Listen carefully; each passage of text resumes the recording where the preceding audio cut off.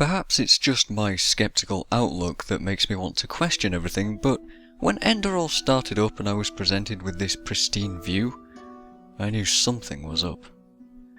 Ooh, whatto chaps, I'm MagicalMike and I'd like to talk a little bit about Enderal, a total conversion mod for Skyrim. The gorgeous sunset that blanketed the lush vegetation had me stop for a good while. The aesthetic crafted by the SureAI team for Enderal is just one of the many qualities that deserve recognition. But, of course, the peaceful setting expertly masks the dark undertones hidden within the introduction sequence. If you take the time to look around and explore, you'll find some not only creepy, but outright disturbing things in this lovely prairie. It's a pleasure to find these things for yourself. Knowing that the developers don't try to force them down your throat means that each little discovery feels significant. And that is the main point that I'd like to make in this video. Enderal is an expertly crafted world with unique areas around every corner, and I don't say that with any hyperbole. As I said, this is a total conversion mod that uses the Skyrim engine, which means you get a whole new map to explore, a whole new story to experience, a whole new lore and history to the world to learn, and the world has been lovingly populated with dungeons, NPCs, enemies and curiosities everywhere. There were a number of areas in Skyrim that felt like there could have been some sort of loot hidden in them, and you would often find coins or a generic leveled item there which did lose its charm very quickly. In Enderal, I've been incentivized to explore all sorts of nooks and crannies and things that I've spotted. Everywhere I look, I find something completely new. I've found 1 or 2 man bandit camps in strategic locations, I've found small monster holes, I've found armor set pieces, and I've found unique items as well.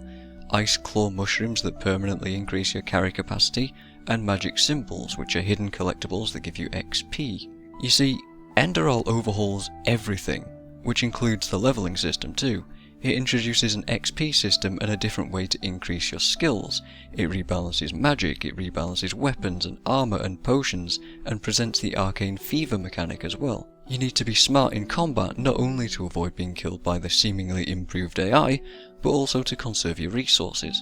Arcane Fever is a system that punishes continued use of health potions and healing spells, effectively pushing the player to get better at combat through skill rather than just stockpiling and chugging a bunch of potions. Just like rads in the Fallout games, if your fever gets too high, you'll die. It's certainly an interesting system, and with health not regenerating by default, this also means that food becomes essential to take into consideration in addition to everything else.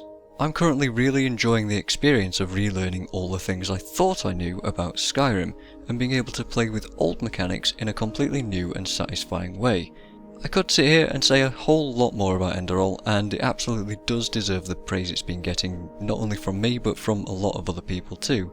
If I did have one problem, it would be that the tutorial is full of long cutscenes that can't be skipped. Yet, knowing that you'll get a huge amount of hours and fun afterwards more than makes up for that. Enderal is familiar, but in a whole new way, so if you were thinking about replaying Skyrim but also wanted something original, then I highly recommend this total conversion mod by the makers of Nehrim, if you played that one in Oblivion. Now, I must be off. I really must get a nice crisp piece of meat, for some reason.